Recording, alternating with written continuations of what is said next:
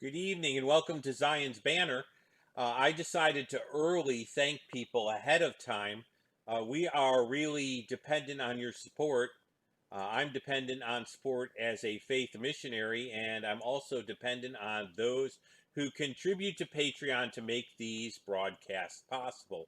And so I wanted to right up front thank folks today. Now, if your name didn't appear on that thank you list, it's not because I'm not grateful, it's just because I haven't created your name within that rolling stream.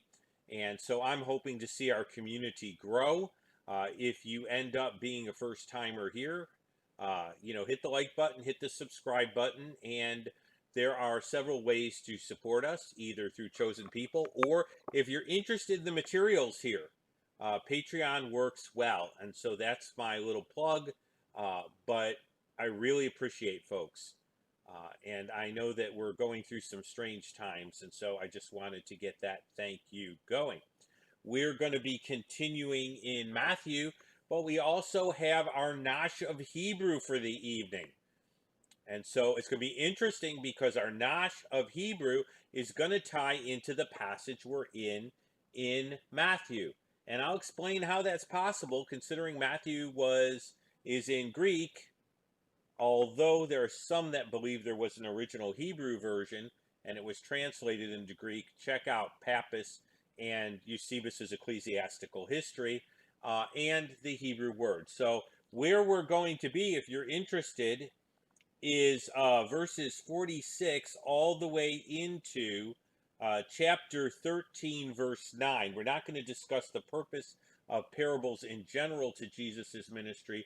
We're going to hear the first parable, and we're going to end up looking at the end of this pericope in which Jesus's family gets involved. So I am really excited. I love it if people get here right around the time for the Nash of Hebrew because I really hate them missing that. It's a lot of fun to have done that. And as I said a long time ago, my friend Peter recommended something like that a long time ago. We worked on some radio spots, and he's always been a big fan of that, even though he hasn't seen these particular Nashes of Hebrew. So I'm going to get us started this evening. People are already just starting to pop in. Uh, I will go ahead and point something out as you get ready to start. If you look at the top of the chat, you will note that I am on Vocab Malone Street Apologist program.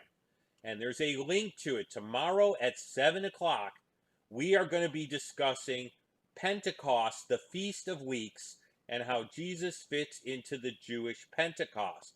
So I encourage you, if you are a regular listener to Vocab, tune in because me and Vocab will be hanging together at 7 tomorrow.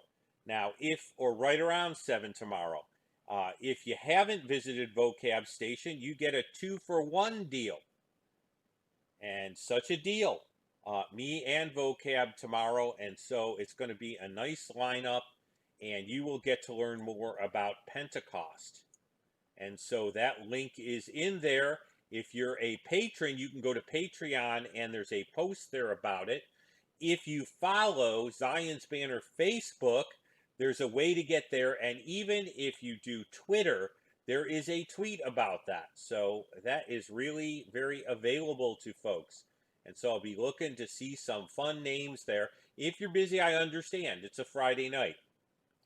But it's a glorious opportunity, and both Vocab's video will also be up on his channel, and so you can catch up with me there. I'm excited about getting together with Vocab again.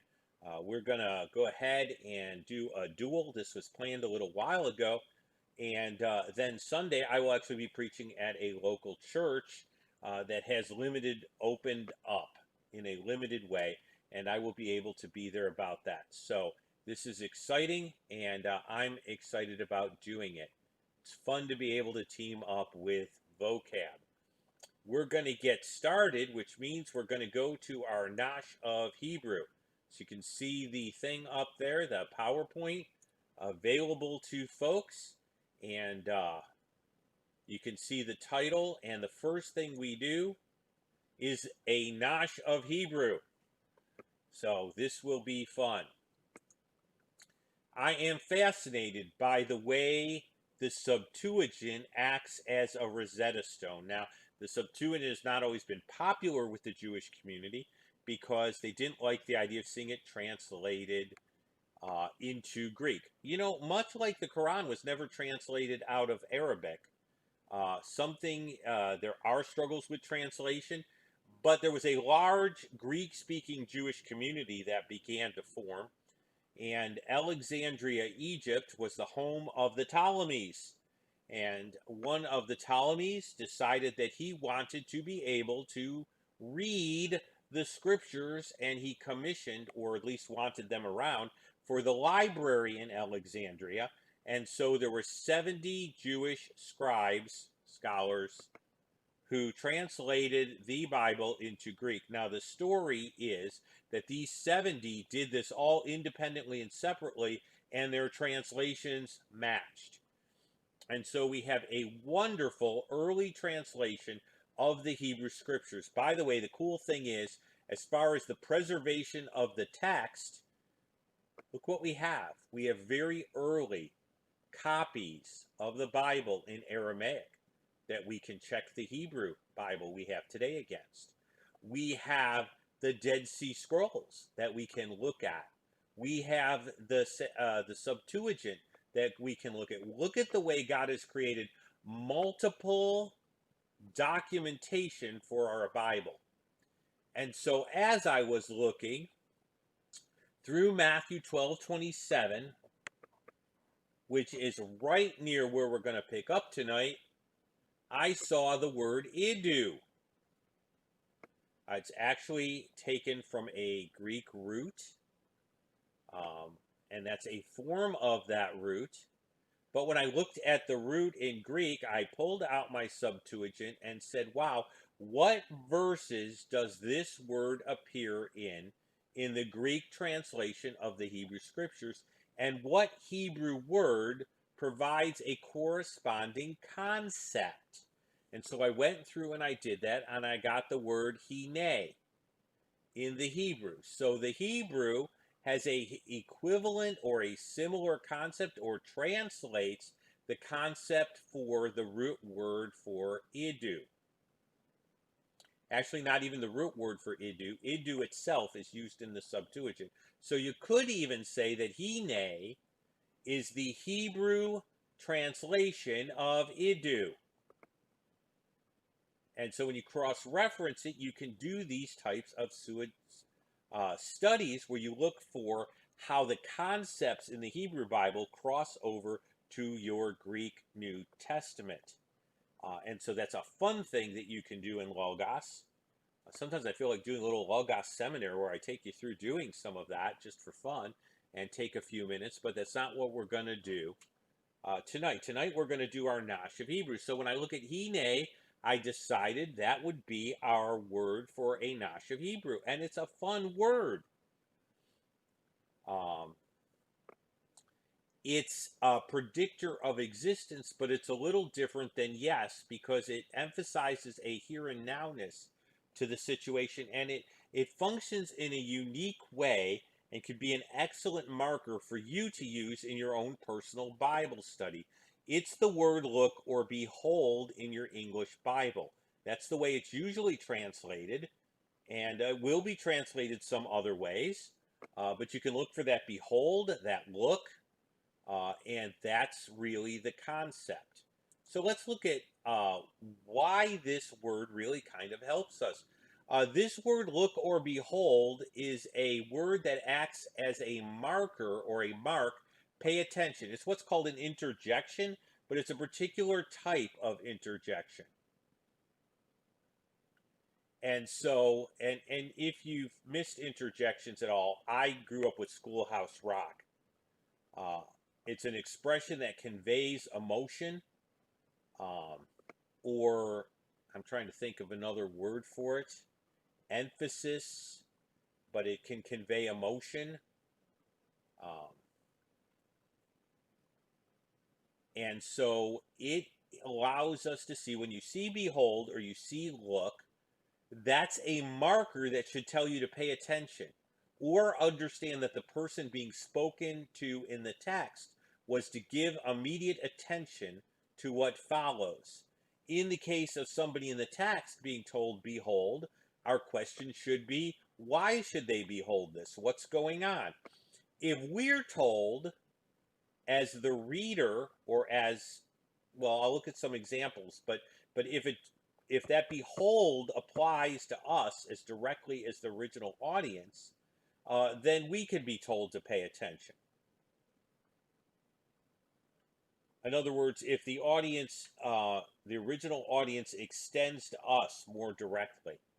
Let's look at some possibilities here that might end up helping to clarify this wonderful word, hine. You see it in Psalm 121:4, hine. Behold, he who keeps Israel neither slumbers nor sleeps. And I'm listening to the Hebrew in my head. And it's used there. It's used in Psalm 127, verse 3 in the NIV. Now, the numbering is different in your Septuagint. Behold, the children are a heritage from the Lord. The fruit of the womb is a reward. Pay attention. Look. He who keeps Israel neither slumbers nor sleeps. The original audience going up to the hills of Jerusalem is being told to remember that, to pay attention to the fact that God is their constant guardian. That's what they're being told to pay attention to. They're also being told that being allowed to produce a line after yourself is a good thing, something that rewards people with, behold, children are a heritage from the Lord. It's another use of behold. Psalm 133. Now, in the New King James 133, the numbering's different in the Septuagint, and it's slightly different in the Masoretic text at times. Hine is used there. In fact, I know it as a song. Hine ma tovu manayim shevet achim gam yachad. How good and pleasant it is for brethren to dwell together in unity. And it's talking about going up to Jerusalem and worshiping in unity with fellow spiritual brothers and sisters, or in this case, fellow spiritual Israelites. And so those are some uses of behold. And it's a marker that should get our attention. So when you see that, pay attention to what follows. The person who's being told that should pay attention, and there are plenty of reasons for us to pay attention. We might ask why 121, and I explained, pay attention because you're traveling up, Psalm of Ascents. Why should you pay attention to how good and pleasant it is for brethren to dwell in unity? Because you are traveling up. It's a song of ascent, to worship together. And since you're traveling up to worship together and making this trip, behold, pay attention that it's good and pleasant for brethren to make that trip and to dwell in unity. And so that's the word hine. And so it's a word that has a Greek equivalent that's going to appear in tonight's section. So there's your Nash of Hebrew. And it even relates to the section that we're in. So, God and family. We're going to look at this last pericope in 12. And we're going to make some comments, some observations about it, take it apart, and then we're going to get into the beginning of 13, and we're going to talk a little bit about the transition between 12 and 13. Most of your translations will end up having while. They should have a transitional time word there. While he was still speaking to the multitudes. Behold, look. See, that's that word that in Hebrew is hine. Idu in the Greek. And so while he's speaking, that's a participle. He is in the activity of talking to the crowds. Behold, his mother and brothers stood outside, seeking to speak with him. Then one said to him, look, behold, pay attention. Your mother and brothers are standing outside, seeking to speak with you. And he answered and said to the one who told him, he's not talking to his mother and brothers here, he's talking to the one who told him, Here, okay, and he's pointing towards his disciples, okay, and so here is my mother and my brothers. For whoever does the will of my Father in heaven, my brother is my mother, is my brother and sister and mother. So in the midst of this talking, all of a sudden his family makes this appearance, and someone goes and runs to him and says, "Pay attention, your family has come to speak with you. This is important." They made the trip. Um, and then Jesus gives this response. We're going to see how radical this all is and what's going on here.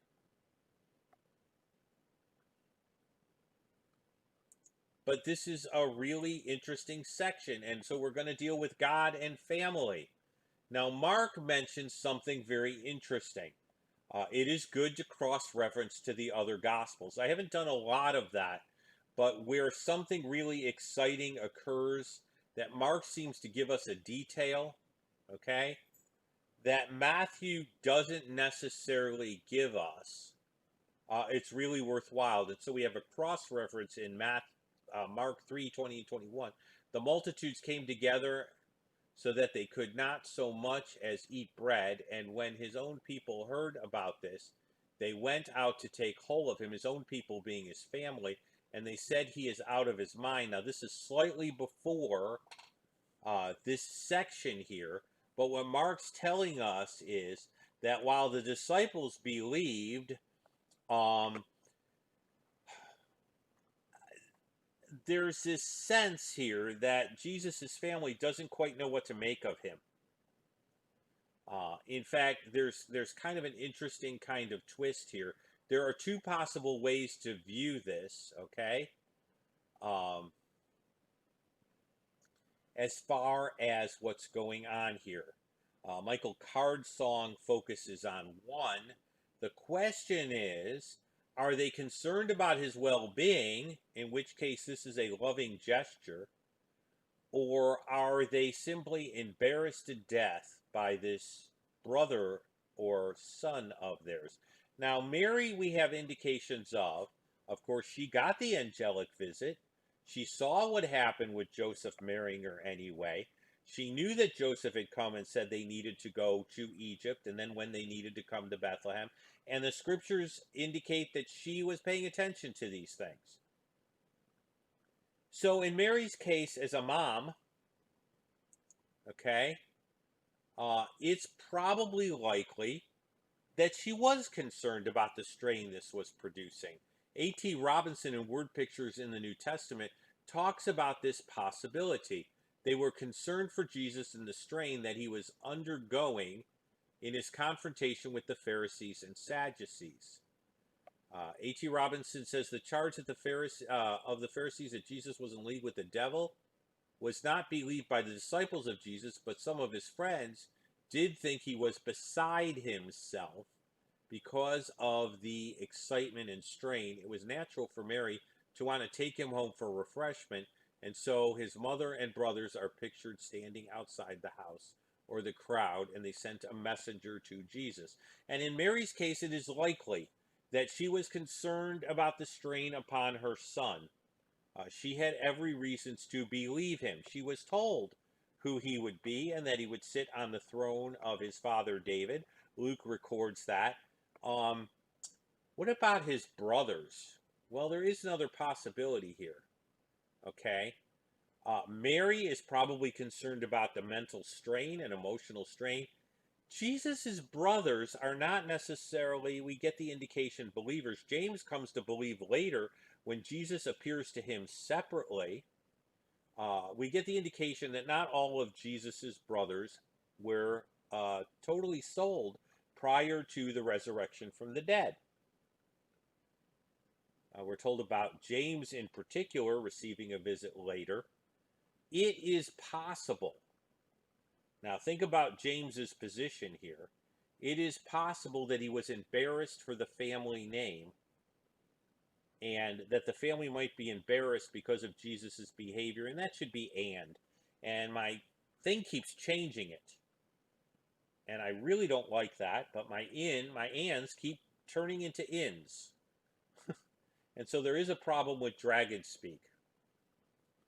But it's and preaching, although behavior in preaching almost equally works, doesn't it?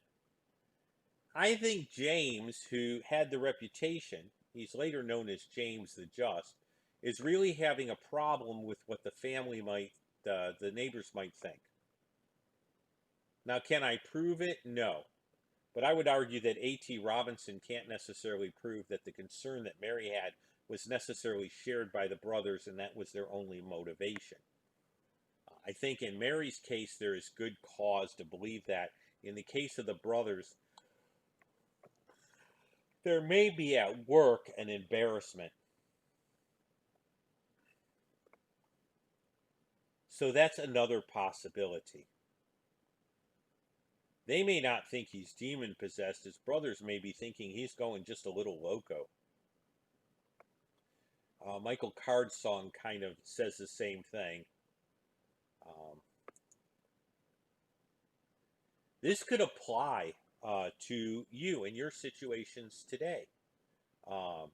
We can feel a level of embarrassment, especially among certain people in our society, when we go ahead and identify with the person of Jesus. I don't know if you've ever felt that. If you grew up in a Christian home, that may have been less of a possibility, but there's always the workplace. Our society is not looking as well on believers as it has at certain times. I will tell you one thing. The name of Jesus was not popular in an unsaved Jewish household. If you saw my Facebook, I got to share with an unsaved Jewish relative. I included the post because it'd be fun to look at just the apologetics that I used and the way I dealt with some of the issues that were raised. I thought was worthwhile to share. So if you have access to Facebook, Zion's Banner, you may end up seeing the post. If not, Jeff Cran 7 is around, and it'd be fun to see. But I have to let you know that in a Jewish household, the name of Jesus can be not embarrassing to me, but an embarrassment to the family. And so that's a real possibility. And so we need to make sure that we aren't ashamed.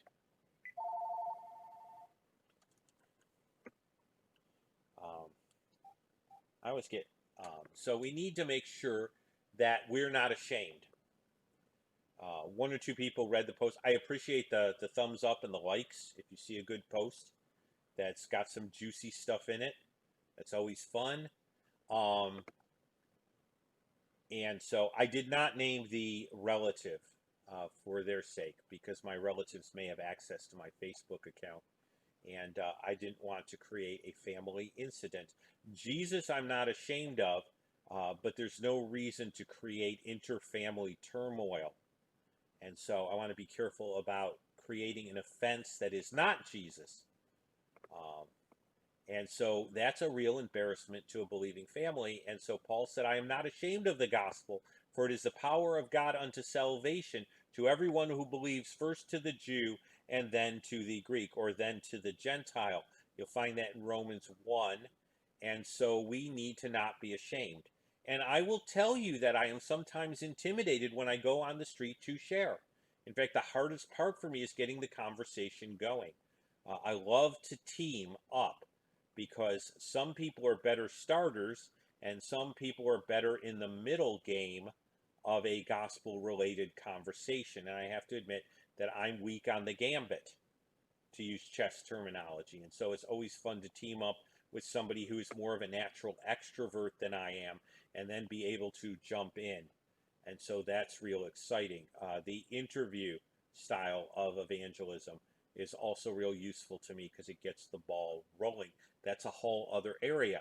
I can't be intimidated. I can't be ashamed, and neither can you. Jesus' answer is shocking.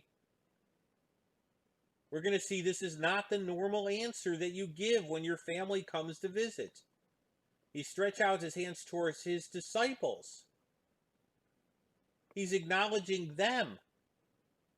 And he's saying, here is my mother and my brothers. Whoever does the will of my Father in heaven is my brother and my sister and my mother. He's acknowledging them on the level of family. What gives here? Honor and respect for one's family was a very important Mid-Eastern value. And so one was supposed to care for one's family. That was the closest circle. And so that is terribly important. And this answer doesn't seem to fit in with that.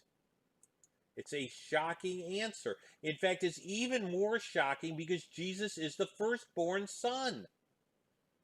The firstborn received a double portion in the Bible and in certain societies, but he didn't just receive the double portion because he looked nice or something.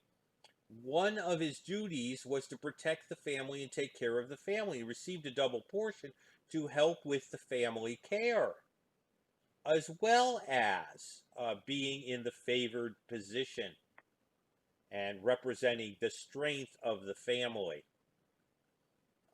He was given a double portion to ensure, and you can see the comment by Chad Chambers, firstborn, in the Lexham Bible Dictionary, to ensure the estate continued as a functional economic entity. And so Jesus is the firstborn. He has responsibilities to the family.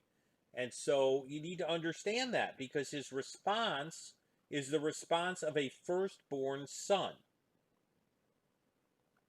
I am the firstborn in my family. And so there's that sort of thing.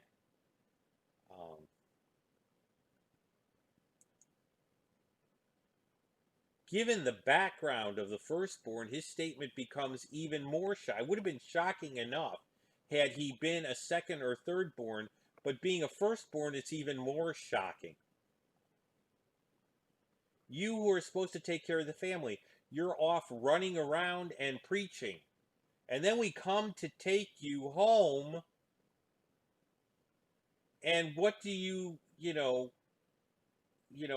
Jesus' response? Now remember, we don't get the indication he's saying this directly to his family. He's saying it to the messenger. But remember, the messenger knows his family's there. And he's still making this statement, and even shocking, more shocking. What's the point of all this? Okay? First of all, Jesus places the idea of family. Now, I could have picked our Nash of Hebrew as being mishpucha, which would tie into this, and maybe I'll save that for the next time. His idea of family went beyond just the natural family. I mean, look at his language here. He's using terms like mother and brother and sisters, pointing towards the disciples, saying, whoever does the will of my Father. Notice the identification with his father being not Joseph. Now, it doesn't mean he didn't have any respect for Joseph, but he's talking about his unique divine sonship here. And don't think that the audience didn't pick up on that. Whoever does the will of my Father in heaven is my mother and brother and sisters. And so the confines of family goes beyond just the natural family. He's using family terminology for his disciples. And so first thing that Jesus does is he expands the idea of family. I do not share common like faith with my family. I remember when I became a believer that this was a real issue. This is a real issue for Muslims. If you were to have talked to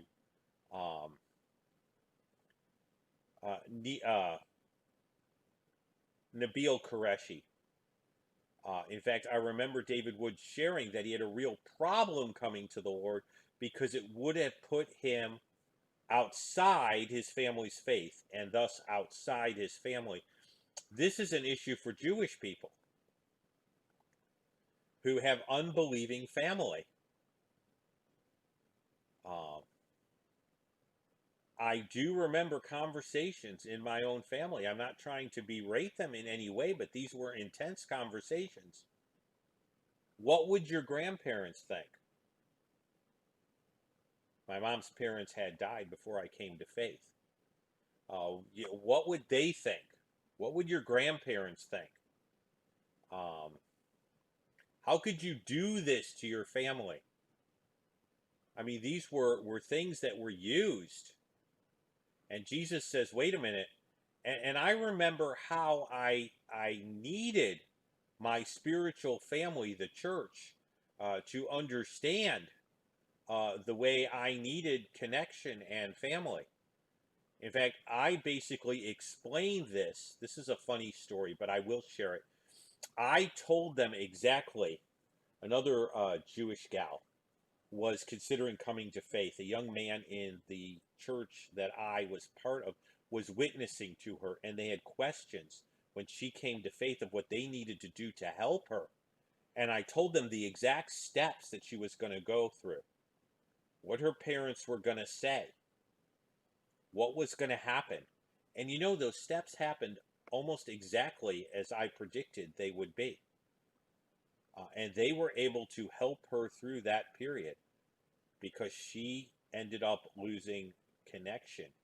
Now, my mom was quicker to be resistant to severing connections than my dad was, but there were some real issues around this, and I needed the church, and I less than a lot of other people.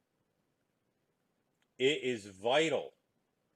It is absolutely vital in the particular case of a Muslim that the church be ready to provide a place for them to stay in some cases, help with dealing with the emotional strain, um, any threat of reprisal. My dad had, you know, felt it was inappropriate for me to have his support in college and believe in this Jesus person who our people did not accept. And so Jesus says, look, you need to be family. You are family even though you are not related. Family is not just your folks you're related to anymore. Family extends beyond that. Spiritual family is family too. Something a little different. Now, some people would say, well, wait a minute now. Jesus' comment about whoever does the will of God is my mother and my sister and my brothers contradicts the commands to honor one's physical family. I mean, now, wait a minute. How do you do this? Um, honor your mother and father. So how could your spiritual family take precedence and be your mom and your brothers and sisters? Uh, doesn't that seem like a biblical contradiction? Madeline Murray O'Hair, when she came to our college, picked on this. She picked the verse, whoever doesn't, and Jesus talks about, in comparison to him, whoever does not hate his mother and brothers. The hate word there means in comparison to, disdain in comparison to. And she said, well, here's honor thy mother and father, and whoever does not hate mother and brother and fathers. And she said, see, your Bible contradicts itself. And she used this type of charge. I want to be very clear. When Jesus talks about that, he's talking about relative priorities. Okay, and that's you can't drink soup with a fork. All right? Let's look at the command. The command for honor your mother and father is the word kivod. Now remember, we had that as a Nashav Hebrew word just recently, kavod meaning heavy. And it has to do with giving proper respect, to give them the weight they deserve. Remember we talked about kavod? But the command to love your mother and your father does not supersede your love for God. The Shema is very clear that you are to love God with all your heart, soul, and strength. Jesus includes mind, by the way, when he restates the Shema in Mark. Matthew, he just states part of it because he doesn't need to state the rest of it. Some people will complain that Jesus didn't state the rest of it. Matthew didn't record Jesus saying the whole thing. Matthew knows his Jewish audience knows this. And also in Hebrew tradition, you can quote part of a verse to stand for the whole verse, or part of a section to stand for the whole section. All right? Jesus never ever meant that God should be a second priority. Let me give you a demonstration of this from the Old Testament. Okay? This is Deuteronomy 13, 16 through 18. What happens if your family decides to go pagan on you? Do you love your mother and father and brother and sisters more than God? Well, let's see what Deuteronomy 13, 6 through 8 says about the relative comparison of one's duty to God to one's duty to physical family. If your brother or the son of your mother or your son or your daughter or the wife of your bosom or your friend who is as your own soul secretly entices you, saying, let's go and serve other gods which we have not known, neither you or our fathers, of the gods of the people which are around you, near to you or far off from you, from one end of the earth to the other, you shall not consent to listen to him, nor shall your eye pity him, nor shall you spare him or conceal him. In other words, in this clear verse in Deuteronomy, honoring your mother or your family does not supersede God. And that's the point. Even in the law, allegiance to God came first. It's primary. Your allegiance to God is your first allegiance. It's your allegiance above the state when they conflict. It's your allegiance above family when they conflict. I want to be careful here. You don't get to be irresponsible and blame God for it. The point is, when there's a clear command of God and there's a command of family, God takes precedence. Now, let me give you an example from my own Jewish background. My dad made me promise I would not witness to my grandparents because he didn't want his parents hearing that junk. In fact, I don't think junk was the word he used. I have a duty to try and share the gospel. I have a father who is telling me I can't. There are cases in homes where the duty that is laid upon you by family will be directly in conflict with duties that your family gives you. When there is a direct, irreconcilable conflict that cannot be resolved, your duty to God has to take the primary. So if my dad said to me, renounce Jesus Christ, I as your father tell me to obey me, I would have to disobey my father. The will of God is primary. If there's a way around it, you need to pray. You need to think about it.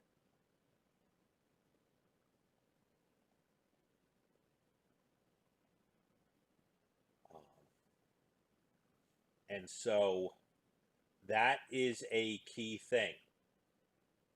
And it has to be considered. In other words, Jesus' call is radical. It means you need to place him above family. Now, again, I'm not talking about irresponsibility because he commands us to take care of. Families are to take care of their wives and children. Okay? We're not talking about irresponsibility and a breakdown in the order. We're talking about a direct, irreconcilable conflict.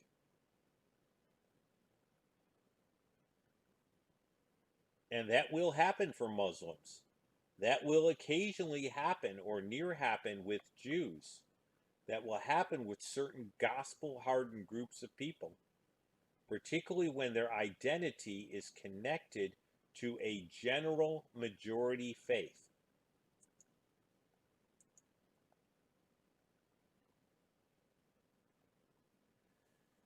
Now we start to get into chapter 13. We're going to have a bunch of parables in 13. This is not a transition out of nowhere. Not in any way, shape, or form. Richard T. France, a wonderful commentator on Matthew, points out that in chapters 11, 12, there has been a deep division among those who heard Jesus and a wide variety of responses. The parables make up the bulk of 13. 13 is just chock full of miracles. The question is probably being begged as to why there is such a mixed response. Now think about it. Jesus is the Messianic King. He's been doing these miracles, he's teaching, and he's getting this very mixed response. By the way, Rabbi Singer will do this all the time. Jesus can't possibly be the Messiah because Israel never accepted him. Jesus can't possibly be the Messiah because the rabbis never accepted him. This has been used over and over again and is still used to this day. And so the question has got to start to form as to what's going on here. Why the division? Why are there different opinions here? What is going on? What is happening? And so what Richard T. France is saying is that the 13 is going to help with some of those questions. And it's going to help us too. It's going to underline the radical nature of the choice that Jesus is presenting, by the way. Jesus never offered an easy gospel. In fact, if somebody offers me a gospel that doesn't require something of me, one person put it this way, and a faith that costs you nothing is worth nothing. I notice certain prosperity preachers don't highlight the radical nature of obedience to Jesus. They only focus on what God wants to give you. This is a danger sign. This is a radical choice. They're going to be mixed responses. And that's why I say, Jewish people will sometimes give me, I can't accept Jesus as a Jew because if he were the Messiah, our people would have accepted him. Jesus is going to really help with this stuff, with these parables. And so it's important to see the parables in that light. In fact, 13 is sort of designed to deal with this type of thinking. The first pericope is 1 through 9, pretty much. It's going to explain why so little response. Why isn't everybody just coming to faith? Real good for us to hear. On the same day, Jesus went out of the house and sat by the sea, and a great multitude gathered together with him. And so he got into a boat and sat, and the whole multitude stood on the shore, and he spoke many things to them in parables. Now, I want to help you out. There were no PA systems back then, and there's a neat way that God has designed nature. If you're out over water, water helps to carry the sound. And so it will act as a natural amplifier. So the crowd forms, and one of the things is you want room for the multitudes, and they're going to hear Jesus better if he's out on a boat a little bit, allowing the water to act as an amplifier. So he's got his PA system, he's out on the boat, the crowd is along the shore where they can hear. And so he gets into the boat, he sat, the whole multitude stood on the shore, and he spoke to them many things in parables. Now this is the first parable. There are going to be other parables. All right?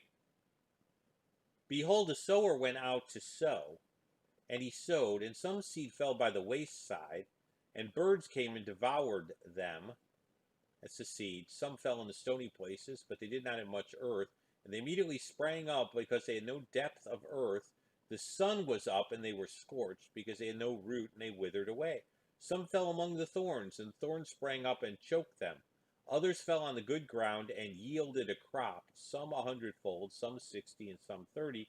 He who has ears, let him hear. Now, he who has ears, let him hear means to the one who is receptive, pay attention. we get no indication, and I want to interpret the parable later because Jesus is going to interpret it. We get no indication that the seed is different in any of these four situations. In other words, the sower goes out to sow the exact same seed. Okay, there's nothing different about the seed. There are four different conditions that the seed falls on. And so Jesus is starting with this first parable, but we need to note that even within the parable, it's not the seed that is different. The seed is the same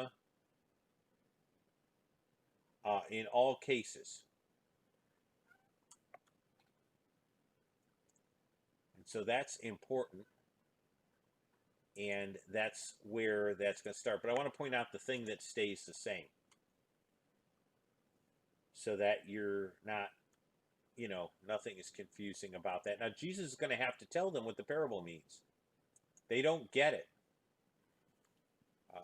Notice that every one of these parables has to be interpreted. In fact, even the disciples aren't going to get this. They're going to have to ask Jesus what in the world he's talking about. Let me tell you a little story. Once upon a time, there was a guy who was sowing his garden. Now, the way you sowed back then was you didn't dig a hole, plant a little seed. This is very time-consuming. They would broadcast. That's where we get the word broadcast. They would cast the seed out broadly so that it would naturally space just by the being thrown. And also they could get a lot of seed out at once rather than digging a little hole here, for a whole wheat crop. That's going to take time. They would just scatter that seed. And so this was a common thing for people to see. And the seed's going to fall in four different situations. Now, this is a parable, so it's illustrative. And the answer is Jesus is going to let them know why the receptivity is different. Why are we getting so little response? This is such an important parable for us, especially in a post-Christian America. Okay? He is going to make the point that the heart of the person is going to affect their receptivity. This is why I really believe that before we are saved, there are responses that we make towards God or against God.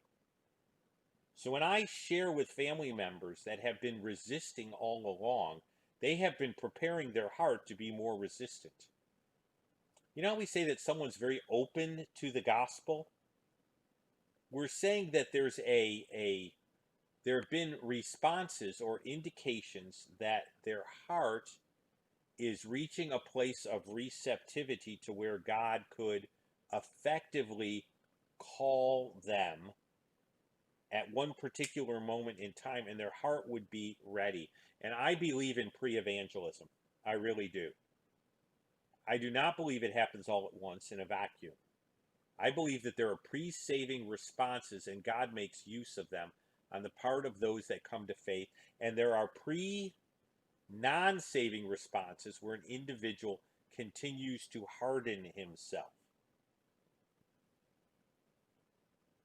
And I know that their responses to God, I remember praying to God as to whether he had a purpose for my life. And I wanted to know what that was. I prayed to God asking him why he didn't speak to mankind the way he did our forefathers. I remember those things. And I know that when I came to belief in Jesus, many of those questions that I had been asking God were answered in a magnificent way, but those were pre-saving responses to God prior to coming to faith. And so people's hearts affect their receptivity. And there really is kind of a thing going on here. C.S. Lewis called it the great dance. And there really is this wonderful thing going on.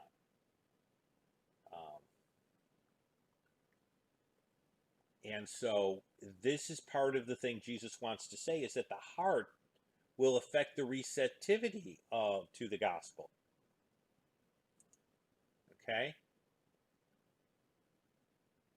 Um, I want to talk about what that means for evangelism for just a second here. I want to make this very practical. Um, when I was in college, I did some street evangelism. When I went to Vermont, I ceased being as active in evangelism. See, I was told that some people are just evangelists and others aren't. So, those were the people that were really going to get the results. Those were the people that should be out sharing, because people are just going to get saved when they share. Um, and I want to be careful of the myth of the glow in the dark evangelist a little bit here, because people can be made to feel that they shouldn't serve in certain ways. We're going to, touch on it, okay? But people can be pigeonholed. Uh, and you will find that can be very destructive to believers. Um, and so when we look at Ephesians 4:11 and 12, I want to point something out to people. He gave some to be apostles, some prophets, some evangelism, and some pastors and teachers for the equipping of the saints for the work of ministry, for the edification of the body of Christ. Notice it's a list of people. This is a people list, not an enablements list. Now, when you look at the other gifts lists, what you're seeing are divine enablements. But when you look at this list, you're talking about people. Apostles are people. Prophets are people. Evangelists are people. The Greek indicates they're people. It's not a list of enablements. It's a list of people, and those people have a function. What is the function of those people? To equip the saints for the work of ministry. They aren't the sole people supposed to be doing it. They're supposed to be equipping others and edifying the body of Christ, building it up. And the reason I do this is some people think that some people have a magic wand that they can just wave and people will instantly get saved. Now, I'm not saying that God doesn't call some to be evangelists. Please don't hear that. I believe he does. Just as he calls some to be teachers. What I am saying is that he calls some people to be teachers. And so I want to be careful of this. What you see is the greatest evangelist ever was Jesus. Was he not the most equipped and the most capable as the God-man to share his own message? And you know what? He's going to explain why he's going to get a mixed response and a negative response. And so if Jesus, the greatest at sharing his own message, got resistance and did not see people always being responsive, then how much more is that going to be true for us who are not Jesus? And so I want to be careful of that. We want to be careful of not pigeonholing. There are many who will be better at getting a response than I will when I do street ministry, but that doesn't mean I shouldn't be doing it. There are many who will end up seeing more of a blessing in certain other ministries, but that doesn't necessarily mean, one, that they're the only ones that should be doing, and two, that they're the only ones called to do it. Both of those are equally true. And so I want to be careful of that. Jesus is very clear with the parable of the soils. We are going to see different levels of response. And I will let you know an interesting thing. When I look at the parable of the soils, there's only one soil. That means that 3/4 of the time, you're not going to get a positive response when you share the gospel, if I'm being mathematical about it. Isn't that interesting thought? That it may be normative to see much less response than we would like to see. Because we don't know where the person we're talking to is as far as their receptivity. And that is important to keep in mind. Well, what does all of this boil down to as we're talking about all of this? Our primary loyalty requires we serve regardless of other relationships and circumstances. In other words, nobody gets a pass on serving God, who is God's. Regardless of our situation, regardless of our other loyalties, God is our primary loyalty. And our other relationships and circumstances don't give us a pass on serving God. And that's what Jesus is basically saying, is that the primary response, the primary loyalty is always to the kingdom and to God. And here's the cool thing, as I was pondering the book of Ruth in terms of Shavuot, we have a stake in the kingdom. It's our inheritance. And if it's our inheritance and we are members and we are given the privilege of serving in that kingdom, then we have a stake in that kingdom. And so that's the way we need to think. And so that's where our primary loyalty is. As I said, you can catch me tomorrow night on Vocab Show, The Street Apologist. We're going to be discussing Jesus in the Jewish Pentecost, or Shavuot. It'll be a fun time, and I've included the URL up in the chat. It's on the Facebook page. It's on Twitter. You just have to find me. If you don't know where I am and you're subscribed to The Street Apologist, you're set up anyway. And so I'll look forward to maybe some of you being in the chat tomorrow when me and Vocab hang out. I've got to find his house again, and it'll be fun. And so that takes us where we are for tonight. And it was really good to have everyone there. I don't know if there are any questions or not. If you came in late, that's okay. Go back and view it. And that's where we're sort of at. It was great to have everyone here. And I hope that those who missed it, who want to see it, will come in and see it later. Thank you guys for being there. And we'll be back again with a new apologetics broadcast. I'm thinking through where I'm going to go. Might be time to hit Rabbi Singer up for more material. We shall see. I try not to take his longer stuff because I can only take ranting for so long. Maybe I'll have to learn to condense his rants. I don't know. And then we'll have a new Nash of Hebrew. And I just love it. Somebody has just really gotten good with that Hebrew keyboard. So that is so fun. So, family is kicking around, and the Arizona dryness is getting to me. So I'm going to wet my whistle and get my throat back because I'm starting to lose it.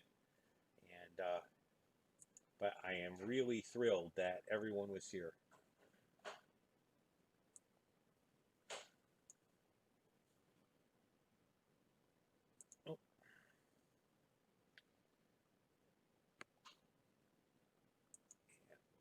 Oh, I learned the abbreviation for good night all, right? I'll just type it.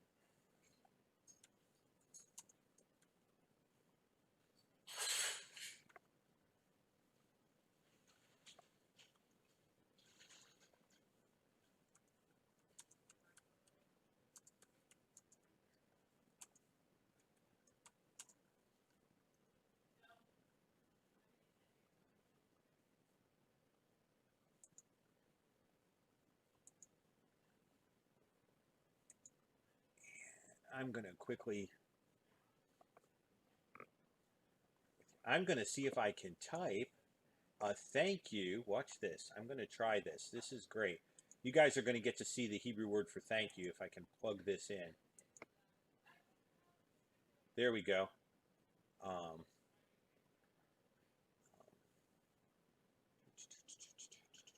Give me just a second to find my Tav. Ooh, looking for the magic Tav. There we go.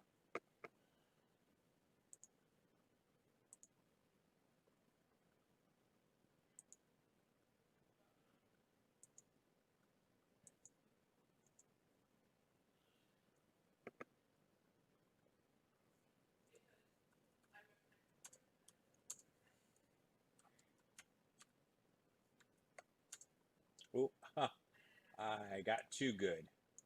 Let me fix that. Huh, that's what happens when you don't go back to English.